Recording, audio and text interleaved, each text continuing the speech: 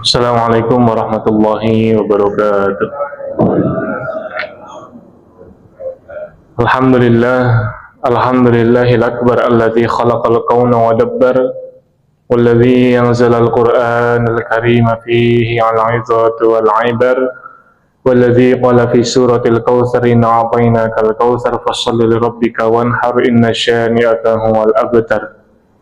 Asyhadu an la ilaha illallah wahdahu la syarika lah jalla 'anil syabihi wal mathil wal kufi wan nadhir wa asyhadu anna Muhammadan 'abduhu wa rasuluhu wa safiyyuhu wa khaliluhu wa khiratuhu min khalqihi wa aminuhu 'ala wahyihi arsalahu rabbuhu rahmatan lil 'alamin wa hujjatan 'alal 'ibadi ajma'in.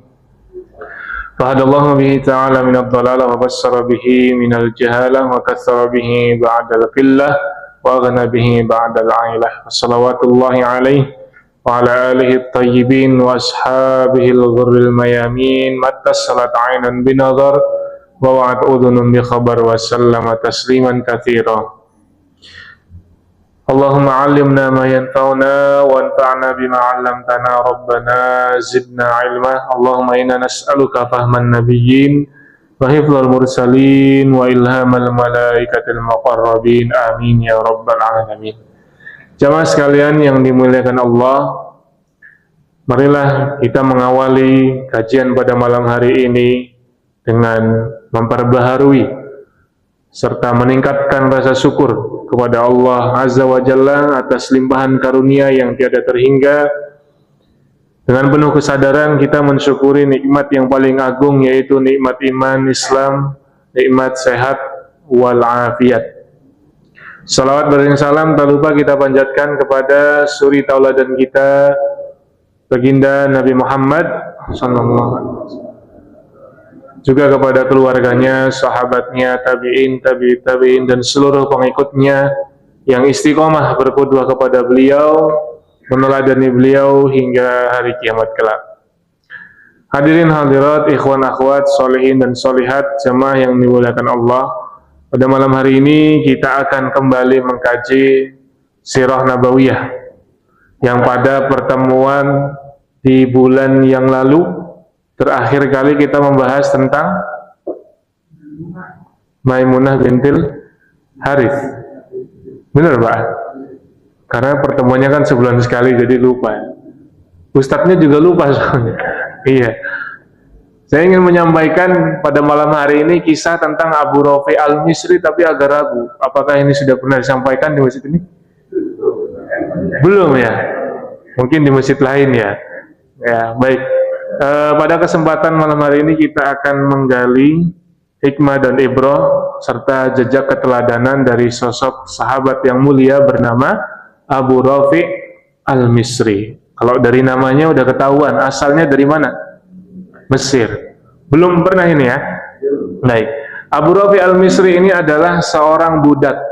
Kalau dia budak, dia pembantu, pastinya punya tuan dan punya majikan. Siapakah majikannya Abu Rafi al-Misri? Majikannya adalah Al-Abbas bin Abdul Muttalib, berarti pamannya Nabi. Ya, pamannya Nabi Shallallahu Alaihi Wasallam. Kalau sahabat Nabi yang paling banyak meriwayatkan hadis namanya siapa? Abu Hurairah, betul. Sahabat Nabi yang paling lembut dan paling dekat dengan Nabi, yang pertama kali mempercayai Nabi saat orang lain meragukan, namanya Abu Bakar. Tapi kita bukan sedang berbicara tentang Abu Bakar atau Abu Hurairah. Kita akan membahas Abu Rafi al-Misri yang termasuk di dalam golongan sahabat-sahabat yang mulia, tetapi namanya tidak begitu populer meskipun dia mempunyai kedudukan yang istimewa. Abu Rafi al-Misri, maula Rasulullah, mantan budaknya Nabi. Jadi tadi semula disebutkan bahwa majikannya adalah Al-Abbas bin Abdul Muttalib. Nah, ternyata pamannya Nabi ini menghadiahkan Abu Rafi kepada Nabi. Setelah Rasulullah mendapatkan hibah, hadiah berupa budak, karena yang pada zaman itu manusia diperjualbelikan. Ya, alhamdulillah sekarang hukum perbudakan sudah dihapus, walaupun bentuknya lebih modern mungkin ya. tanpa kita sadari kita diperbudak. Nah, intinya ketika Abu Rafi dihibahkan oleh Abdul Muthalib, Al-Abbas bin Abdul Muthalib kepada Nabi, maka Nabi memerdekakan Abu Rafi. Maka dikenallah dia Maula Rasulillah, mantan budaknya Rasul. Jamaah sekalian yang dimuliakan Allah Subhanahu wa taala, kisah keislamannya Abu Rafi ini cukup menarik, ya. Jika dibandingkan dengan kisah-kisah yang lain yang tentu tidak kalah menarik. Karena masing-masing sahabat radhiyallahu anhum ketika mereka mendapatkan sinar hidayah, cara mereka memeluk Islam itu berbeda-beda. Ada yang mengalami perubahan kondisi mental 180 derajat. Siapakah dia? Umar bin Khattab. Itu kan mengalami perubahan mental 180 derajat. Yang semula ingin membunuh Nabi justru terbengong-bengong. Akhirnya masuk Islam dan bersyahadat. Ada pula yang masuk Islamnya tanpa keraguan sedikit pun. Tadi sempat disebutkan, semua orang yang didakwahi Nabi, dalam sebuah hadis disebutkan, semua orang yang aku dakwahi pasti ada keraguan dalam hatinya kecuali satu orang, Abu Bakar. Ya, itu menerima Islam tanpa keraguan. Ada juga yang menerima Islam karena apa? Terpesona, terkagum-kagum dengan kehebatan strategi militernya Khalid. Jadi Khalid itu sudah terkagum-kagum dengan sosok Nabi Muhammad dari sisi militer, karena Khalid pakar militer. Sejak tahun 6 Hijriah, meskipun Khalid baru masuk Islam, di tahun 7 Hijriah itu pun penghujung, artinya akhir-akhir. Karena diperkuat dengan hubungan pernikahan dengan Maimunah tadi, Maimunah bintul Haris. Adapun kisah keislamannya Abu Rafi Al-Misri berbeda dengan kisah-kisah yang lain dan mungkin hampir sulit untuk dipercaya. Tapi inilah kenyataannya. Dan ini kisah Abu Rafi menjawab sebuah pertanyaan. Ya, ketika saya menyampaikan kajian tentang Asy-Syama'il Al-Muhammadiyah karya Imam At-Tirmidzi, betapa sempurnanya fisik dan akhlaknya Nabi. Tiba-tiba ada yang bertanya di sesi tanya jawab, Ustaz, kalau Rasulullah fisiknya sesempurna itu, adakah orang yang masuk Islam karena melihat wajahnya Nabi? Ada nggak? Ada. Siapa? Abu Rafi Al-Misri. Jadi Abu Rafi Al-Misri adalah orang yang beruntung. Sebutkan dalam kitab ini, Sahabat Udama Alam Tusalat Alaihimul Adwa karya Dr. Hamid Az-Zaini, bahwa ada orang-orang yang dibimbing oleh Allah Subhanahu wa taala, digiring, diarahkan untuk menemukan kebahagiaan.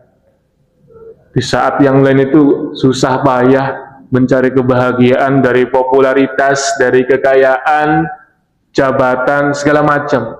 Yang dikiranya itu akan mendatangkan kebahagiaan, tapi semua justru menjadi awal dari malapetaka.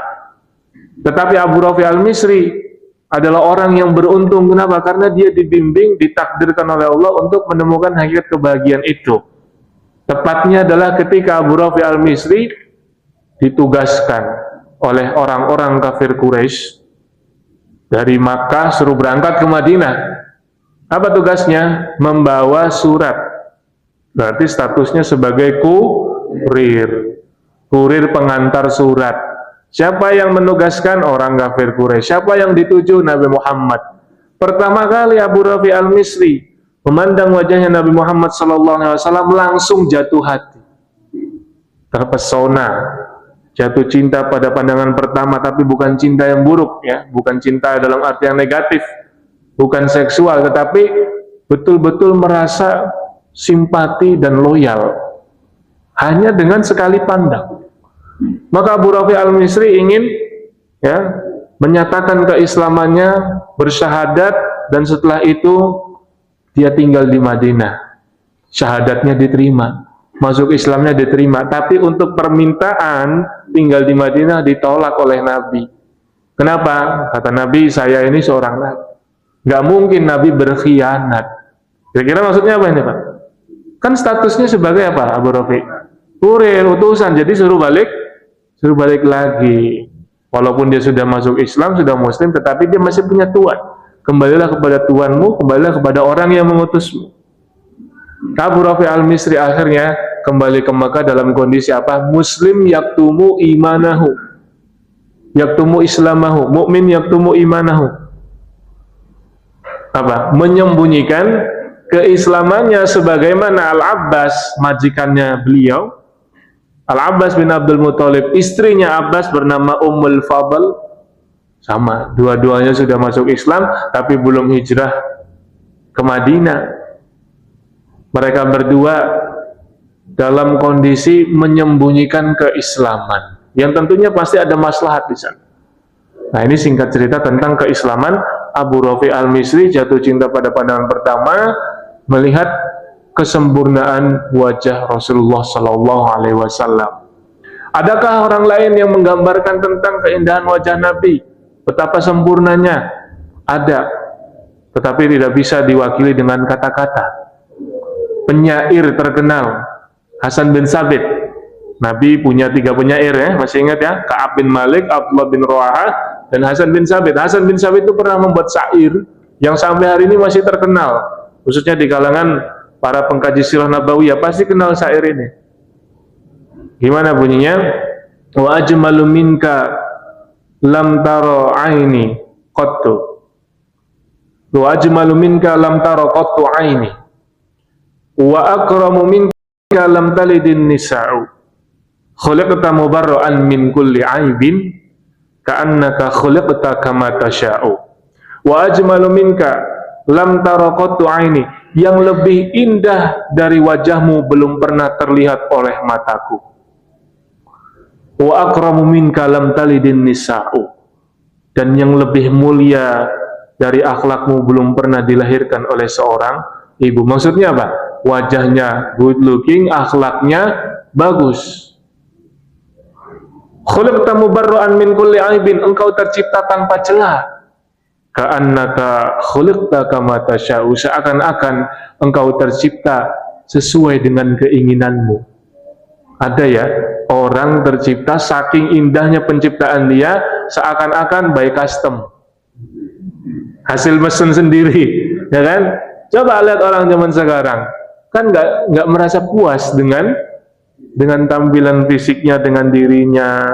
Nggak cukup skincare, operasi plastik, hidungnya kurang mancung, pipinya kurang tirus, alisnya kurang tebel, ya. Karena apa? Nggak merasa puas. Nah, Rasulullah SAW saking sempurnanya, seakan-akan itulah hasil keinginan beliau sendiri. Jadi ini udah puncak daripada ketampanan dan keindahan wajah seseorang, Hasan bin Sabit. Ada lagi selain Hasan bin Sabit dan Abu Rafi al-Misri, Abdullah bin Salam, pendeta Rabi Yahudi, ya kan? Beliau ini sudah menanti kedatangannya Nabi akhir zaman karena dia memang yakin, ya. Ciri-cirinya tahu, hafal persis. Apa kata Abdullah bin Salam? Ini saya bacakan langsung kutipan perkataan Abdullah bin Salam. Falamma istabantu wajha Rasulillah sallallahu alaihi wasallam, araftu anna wajhahu laisa biwajhin kadzab. Begitu nampak olehku wajah Rasulullah sallallahu alaihi wasallam, saat itu juga aku tahu dan aku yakin bahwa wajahnya ini bukan wajah seorang pendusta. Jadi memang karakter dan sifat seseorang bisa dikenali dari wajahnya. Bahasa gampangnya aja, bahasa gampangnya apa? Tampang ngibul itu ketahuan. Ya, orang keseringan ngibul kelihatan dari air mukanya. Nah, ini wajah-wajah pendusta ini, ya kan? Ya, semuanya serba palsu tentang dia, itu kelihatan dari wajahnya. Ya. Nah, Rasulullah itu bukan hanya enak dipandang tetapi kelihatan. Ini adalah wajah seorang yang bisa dipercaya. Ini kesaksian daripada Abdullah bin Salam.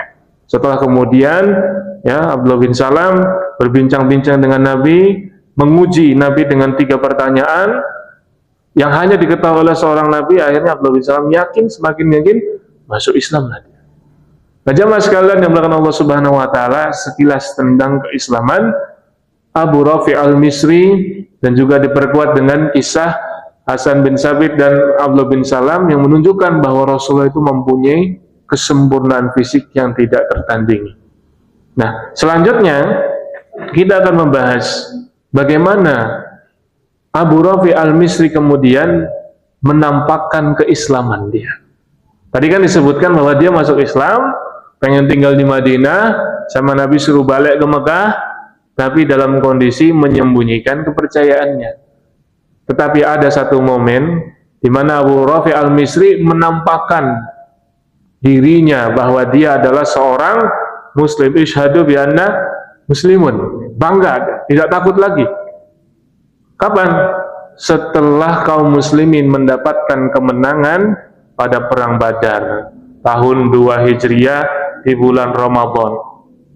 313 kaum muslimin melawan 1000 pasukan kafir Quraisy. Nah, pada pertempuran ini, pertempuran yang sangat bersejarah yang disebutkan dalam Al-Qur'an Yaumul Furqan, Yaumul Taqal Jam'an, hari perbedaan. Maksudnya apa? Hari pembeda, hari yang memisahkan antara hak dan batil. Ya, yaitu ketika terjadi perang Badar. Itulah Yaumul Furqan. Nah, pada perang ini ternyata dedengkot kafir Quraisy, satu-satunya tokoh kafir Quraisy yang namanya diabadikan dalam Al-Quran, tidak ikut perang Badar, padahal dia sangat musuhi Nabi. Siapa? Abu Lahab. Padahal tokoh kafir Quraisy yang memusuhi Nabi kan banyak.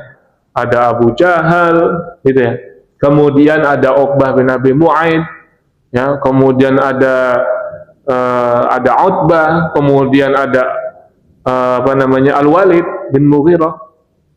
Tapi dari sekian banyak tokoh kafir Quraisy, ternyata yang dipilih adalah Abu Lahab. Kenapa? Karena dia paling sombong, menentang dakwah Nabi secara terang-terangan. Maka disebutkan tabbat yada Abi Lahab wa tab. Tabbat itu artinya adamul falah. Adamul falah, nggak akan mendapatkan kemenangan, nggak akan mendapatkan kesuksesan baik di dunia ataupun di akhirat. Dan ini salah satu mukjizat Al-Quran. Sampai akhir hayatnya Abu Lahab ini nggak dapat hidayah, nggak masuk Islam. Abu Lahab sebesar itu permusuhan dia kepada Islam, kepada dakwahnya Nabi, ternyata nggak ikut perang. Entah karena uzur, entah karena malas, entah karena takut. Ya, yang jelas dia menyuruh seseorang bernama Al-As bin Hisham. Al-As bin Hisham disuruh oleh Abu Lahab untuk menggantikan posisi dia. Ya, kata Abu Lahab, wahai Al-As bin Hisham, berangkatlah kamu ikut perang Badar, gantikan posisiku, maka lunaslah hutangmu. Nah, ternyata Al-As bin Hisham punya hutang. Abu Lahab kesempatan ini, aku lagi malas keluar. Nah, sehingga dia nyuruh orang yang punya hutang sama dia untuk menebus dan melunasi hutangnya untuk menggantikan posisi dia. Nah, inilah liciknya Abu Lahab, ya.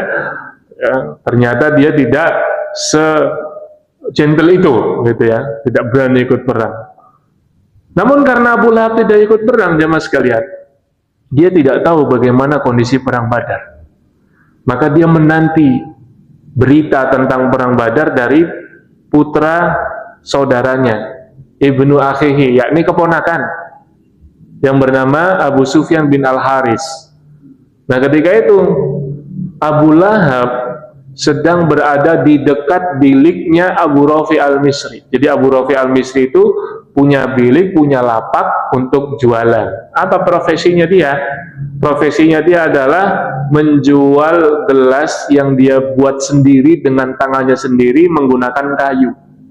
Jadi ahli pahat, pemahat kayu, jadi bikin kerajinan tangan. Di mana biliknya? Dekat sumur Zam-Zam. Di dekat sumur Zam-Zam ada lapaknya Abu Rafi al-Misri. Di situ dia jualan hasil kerajinan tangannya. Apa? Gelas. Yang dibuat dari apa? Kayu. Abu Lahab main-mainlah dia di situ sambil menunggu berita tentang perang Badar. Harap-harap cemas. Muncul Abu Sufyan Al-Haris, panggil sama dia, "Hei ponakanku, sini, ceritakan apa yang terjadi pada perang Badar." Sambil nyender di lapaknya Abu Rafi al-Misri. Abu Rafi al-Misri di dalam mendengarkan. Abu Sufyan bin Al-Haris bercerita kepada Abu Lahab bahwa kami, orang-orang kafir Quraisy maksudnya, kami tidak bisa berbuat apa-apa sementara pasukannya Muhammad leluasa berbuat sesuka hati mereka. Mereka mau nyerang berhasil, mereka mau membunuh berhasil, mereka mau menawan berhasil. Sementara kita semua gagal total. Berapa kafir Quraisy yang mati? 70. Yang tertawan 70. Abu Lahab nggak terima dong. Kok bisa? Kalian jumlahnya 1000 orang kalah sama yang 313. Maka dari situlah kemudian Abu Sufyan bin Al-Haris menceritakan bahwa pada saat perang Badar berkecamuk, dia melihat ada sosok serba putih, kulitnya putih, pakaiannya putih, menunggangi kuda putih di antara langit dan bumi. Karena Abu Rafi dengerin dari dalam, bukan nguping ya, emang kedengeran ya. Karena ketika Abu Sufyan bercerita ini heboh, orang-orang pada mendengarkan, berduyun-duyun ikut mendengarkan. Tiba-tiba Abu Rafi Al-Misri berteriak, "Wallahi, itu pasukan malaikat." Langsung Abu Lahab marah, udah mah dia pasukannya kalah, ditambah lagi seorang budak yang dipandang rendah. Status sosialnya kan nggak dianggap kan budak itu. Ini kok berani-beraninya dia bilang, "Allah itu pasukan malaikat." Abu Lahab untap. Diterjangnya Abu Rafi Al-Misri, disiksa, diseret, diinjak-injak. Kuntu rajulan do'ifan. Ketika itu aku adalah laki-laki yang lemah, nggak bisa membela diri. Selain karena status sosial, juga karena memang Abu Lahab nggak gentle. Sehingga kemudian Allah Subhanahu wa Ta'ala menggerakkan Ummul Fadl. Siapa berarti? Istrinya Al-Abbas bin Abdul Muttalib. Yang kemudian Ummul Fadl ini meraih dengan tangannya sebuah balau kayu, dihantamkan ke kepala Abu Lahab, ngucur itu darah. Ya, apa kata Ummul Fadl? Ini saya bacakan langsung kutipannya ya. "Ya adu Allah, wahai musuh Allah, istad'aftahu in ra'aita sayyidahu ghaiban anhu." Kalau bahasa sederhananya gimana? Mentang-mentang tuannya tidak ada, kamu berani sama dia. Kenapa? Karena Al-Abbas nggak ada. Kemana? Al-Abbas ikut perang Badar, tapi di barisan kafir Quraisy, sehingga kemudian ditawan.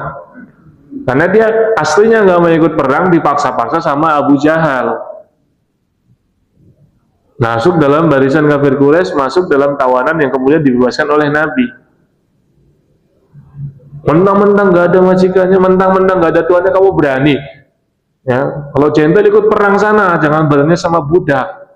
Itu. Maka kemudian Abu Rafi Al-Misri bercerita, "Faqoma anni muwalliyan dalilan." Setelah itu dia pergi meninggalkanku dalam kondisi terhina. Lagi mana nggak terhina? Kalah sama perempuan, dikepluk ndase. Ya, sampai berlumuran darah, malu dia. Lebih parah dari itu apa jemaah sekalian? Ternyata Abu Lahab itu usianya tidak panjang setelah kejadian tersebut.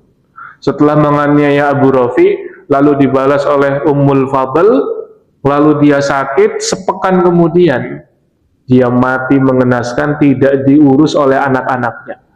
Bukan cuma bocor itu kepala, tapi seluruh tubuhnya, kulit-kulitnya itu berpenyakit dan mengeluarkan aroma busuk. Saking busuknya anaknya nggak mau ngurus, barulah kemudian beberapa hari karena udah terlalu menyengat, orang-orang baru bantu ngurusin, dijauhkan dia. Jadi orang yang tadinya terpandang, terhormat, tetapi karena dia melakukan perbuatan semena-mena kepada budak, kepada orang yang lemah, bahkan itu seorang muslim, seorang mukmin, dan selama ini sangat getol memusuhi Nabi, maka itulah balasan yang dirasakan oleh Abu Lahab. Nah, jemaah sekalian yang dimuliakan Allah Subhanahu wa Ta'ala, ada 3 poin penting hikmah dan ibrah dari peristiwa ini. Ya, kita 4 lah ya, ada 4 hikmah dan ibrah. Yang pertama apa? Hikmahnya bahwa pertolongan Allah itu nyata dan itu diakui oleh pihak musuh ya. Pada perang Badar ada pasukan malaikat menolong 313 kaum muslimin, mengalahkan 1000. Itu pengakuan dari siapa? Abu Sufyan bin Al-Haris tadi, dari pihak musuh kan? Jadi pertolongan Allah itu nyata, bahkan diakui oleh musuh. Maka tidak perlu khawatir, selama kita itu ya memenuhi syarat-syarat mendapatkan pertolongan, beriman dan bertakwa dengan sebenar-benarnya, maka Allah pun pasti akan memberikan pertolongan kepada kita semua. Jangan hanya kita menagih janji-janji kemenangan dari Allah, mana pertolongan Engkau ya Allah, sementara kitanya masih jauh dari syarat-syarat orang yang layak ditolong.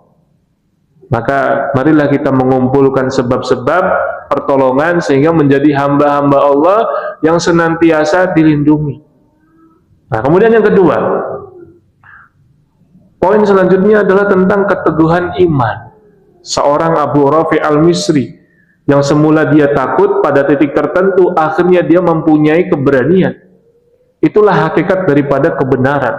Seperti air yang berkapilaritas, pada suatu saat tertentu maka dia akan menyeruak keluar, tampil ke permukaan. Awalnya malu, awalnya takut, tapi karena kebenaran itu dipegang erat-erat, keimanan itu terus dipupuk setiap hari sehingga muncullah keberanian.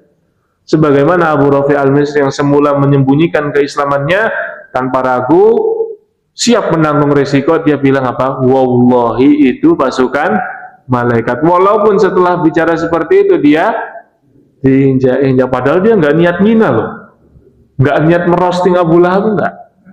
Cuman Abu Lahab merasa di roasting ketika itu ya, merasa dipanas-panasi, akhirnya dia ya udah, pada saatnya ya, ketika kebenaran itu dipegang erat-erat, setia dengan kebenaran, dan selalu keimanannya itu disuburkan dengan amal-amalan soleh, maka seseorang pasti punya keberanian, punya syaja'ah. Karena keberanian itu nggak muncul dalam satu waktu.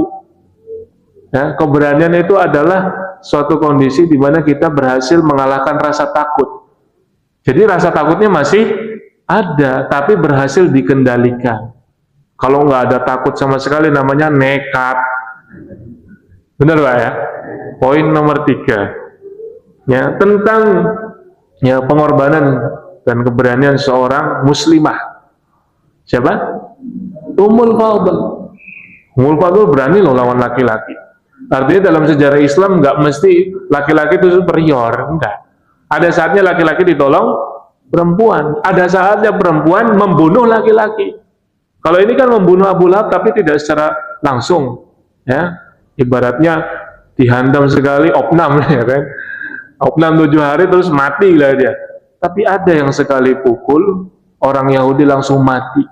Sahabiyah, bibinya Nabi, Sofiyah binti Abdul Muthalib, ketika dia menjaga perempuan dan anak-anak pada perang Khandaq, perang Ahzab, Sofiyah binti Abdul Muthalib lihat, ini ada penyusup masuk ke dalam bentengnya wanita dan anak-anak, dia langsung bunuh seorang Yahudi. Artinya ya, dalam sejarah Islam itu muncullah perempuan-perempuan hebat yang tidak kalah juga dengan laki-laki yang punya sejarah heroik. Ya, di antaranya tadi Ummul Fadl dan Sofiyah binti Abdul Muthalib, dan masih banyak lagi. Ya. Kemudian yang keempat, hikmah dan ibrah yang bisa kita petik dari sekelumit kisah tentang Abu Rafi al-Misri ini adalah bagaimana Allah Subhanahu wa taala membalas kezoliman orang-orang yang menyakiti para wali-walinya. Ya, kalau dalam kitab ini disebutkan Allahu yantaqimu li awliyaihi, Allah balas dendam untuk membela wali-walinya. Siapakah waliullah? Alladzina amanu wa kanu yattaqun. Dalam surat Yunus kan disebutkan, surat Yunus surat 10 ayat 62 disebutkan, ala inna awliya Allahi la khaufun alaihim walahum yazanun alladzina amanu wa kanu yattaqun. Syarat waliullah beriman dan bertakwa, menjalankan syariat. Kemudian syarat waliullah pasti seorang mukmin, Allahu waliyul ladzina amanu yukhrijuhum minadz zulumati ilan nur. Jadi Allah Subhanahu wa taala pasti akan membela wali-walinya dan membalas dendam para walinya yang disakiti. Sebagaimana disebutkan dalam hadis qudsi, man 'adali waliyan faqad azantuhu bil harbi. Kalau bahasa sederhananya gimana? Barang siapa yang menyakiti waliku, kekasihku, hamba-hambaku yang dekat denganku, maka aku mendeklarasikan perang dengan orang itu. Jadi Yang penting kita itu dekat sama Allah, pasti Allah yang akan membalaskan ya dendam kita atas kezoliman orang-orang yang selama ini menzolimi kita. Allah yantaqimu li awliyaihi, karena Allah memang azizun dzuntiqam, aziz, maha mulia, maha perkasa, dzuntiqam, bisa membalas dendam. Banyak para nabi dan rasul, nabi-nabi yang didustakan oleh kaumnya berakhir dengan apa? Azab. Ya, kaumnya Nabi Nuh, lihat sendiri bagaimana. Kaumnya Nabi Lut, lihat sendiri bagaimana. Kaumnya Nabi Soleh, lihat sendiri bagaimana kesudahan kisah-kisah mereka. Nah, ini 4 hikmah dan ibrah yang bisa kita petik dari sekelumit kisahnya Abu Rafi al-Misri.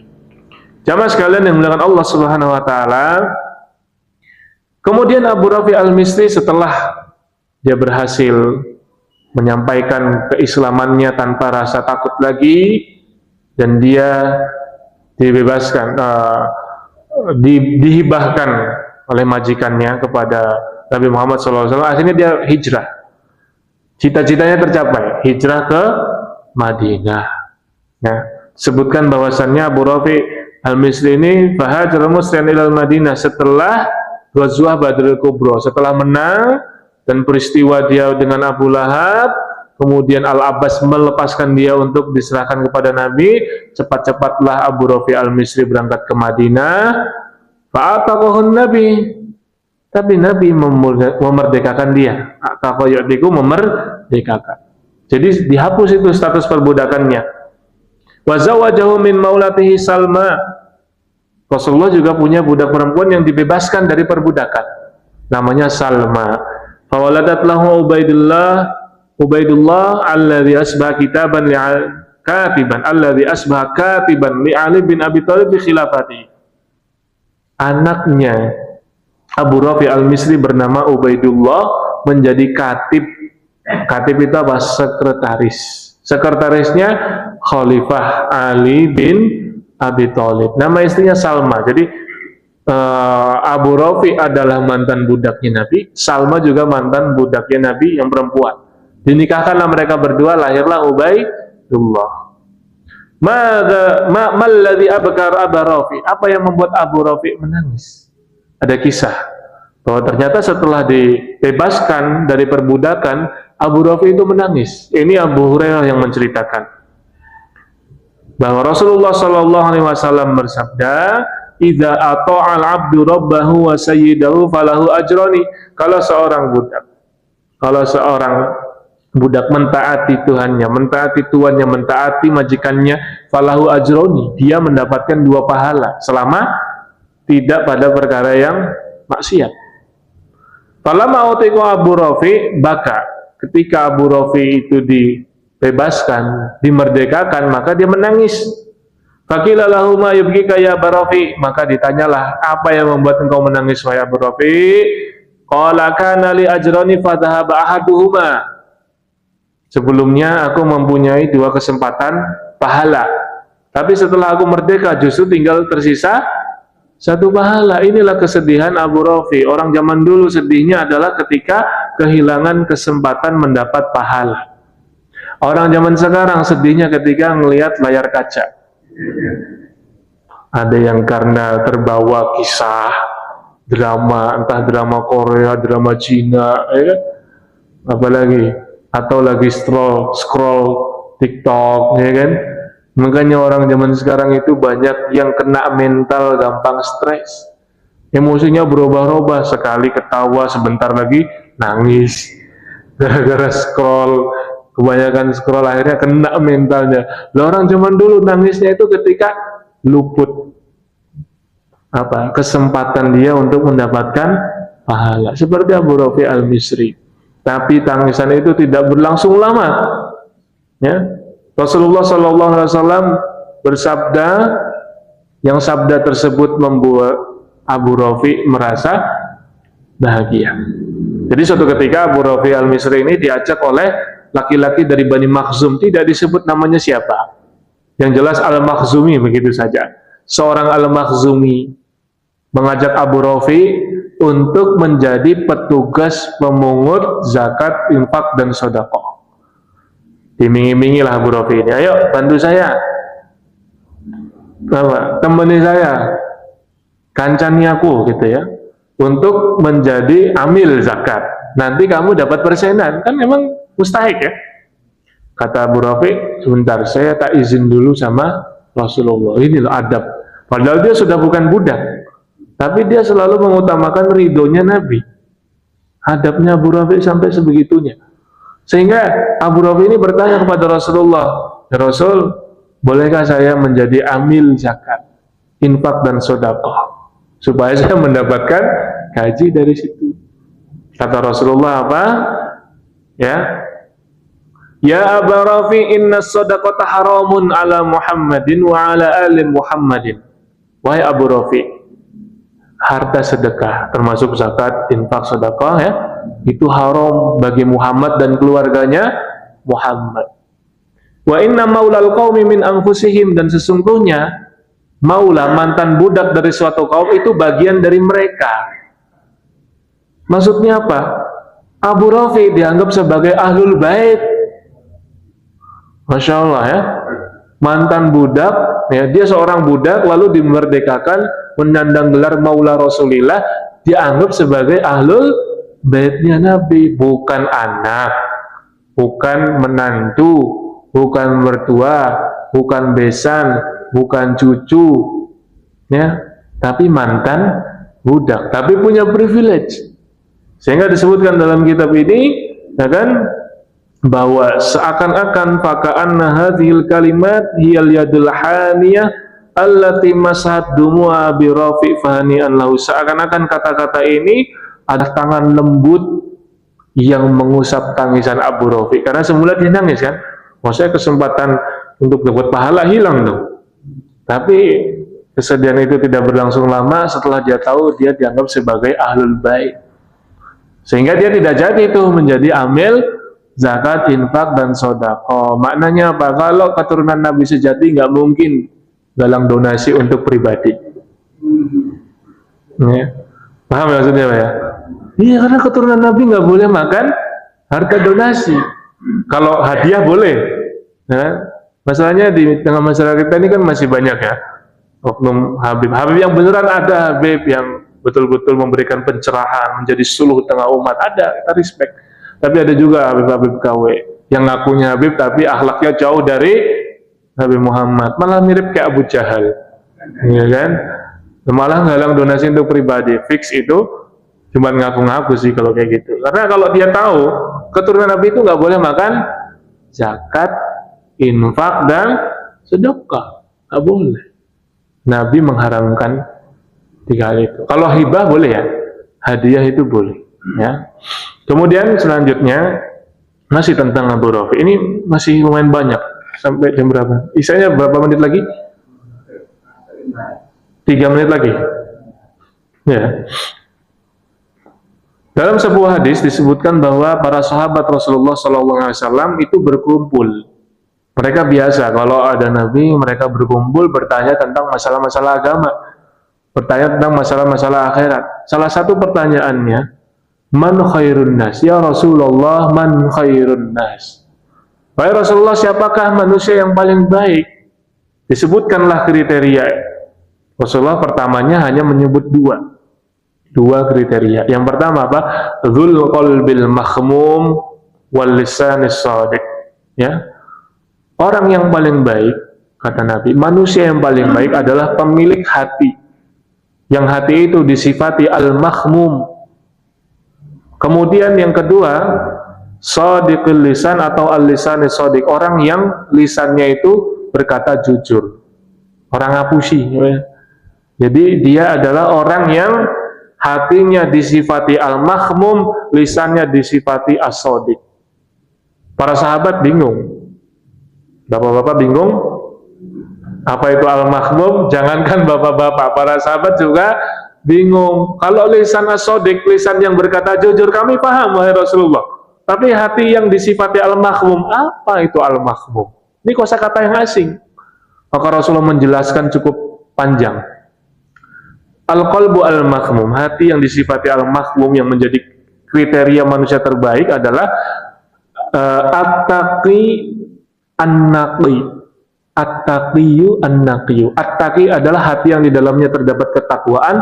An-naqi berarti jernih, bersih. Bertakwa artinya menjalankan syariat tapi juga bersih.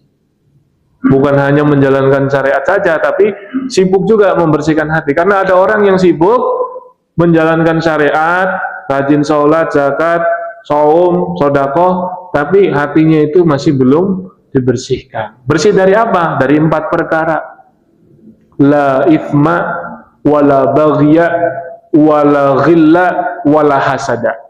Tidak ada jejak perbuatan dosa. Karena setiap dosa yang dilakukan menyisakan noktah hitam di dalam hati. Nah, al-qalbu al-mahmum, hati yang disifati al-mahmum, tidak ada dosa, tidak ada kezoliman, tidak pernah berbuat dosa, tidak pernah menzolimi orang, tidak ada permusuhan, dan tidak ada hasad. Berat nih. 2 kriteria ini aja masih berat nih. Udah berat itu. Tapi para sahabat kemudian bertanya lagi, terus apa lagi ya Rasul? Maka disebutlah oleh Nabi Muhammad bahwa kriteria manusia yang paling baik adalah apa? Ya, alladzi yansha'ud dunya wa yuhibbul akhirah. Nasa yansha'u itu artinya tumbuh, tapi dalam konteks ini maksudnya ya begodu. Orang yang paling baik adalah orang yang membenci dunia dan mencintai akhirat. Para sahabat angkat tangan. Kalau kayak gitu kriteria orang baik, kami nggak ada yang mampu.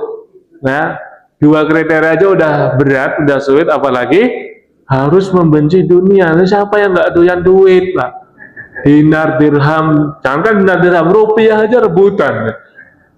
Ya, para sahabat nggak sanggup. Tapi kami kenal satu orang yang bisa seperti itu. Siapa? Abu Rafi al-Misri. Dia mengumpulkan 3 kriteria ini: qalbul mahmum, al-lisan as-shadiq, dan dia mencintai akhirat sampai nggak doyan dunia lagi. Abu Rafi al-Misri radhiyallahu anhu. Berat bagi kita, tapi paling tidak kita bisa mengambil hikmahnya, bisa mengambil pelajarannya. Sedikit-sedikit kita mulai mengikis ya sifat-sifat materialistis keterkaitan kita pada kebendaan. Nah, meskipun itu berat dan sulit, mustahil, tapi insya Allah ya, kalau kita terus riyadhah ya, berusaha ya, meminta kepada Allah Subhanahu wa taala agar diberi taufik, diberi hidayah dan inayah, sedikit demi sedikit kita akan senantiasa mengingat akhirat. Jadi obsesinya, ambisinya adalah akhirat.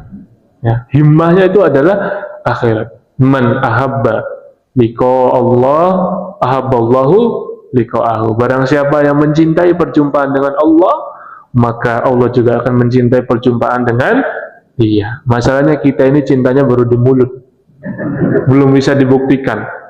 Coba ditanya, siapa yang ingin masuk surga? Semuanya yang masuk. Siap mati sekarang? Siap.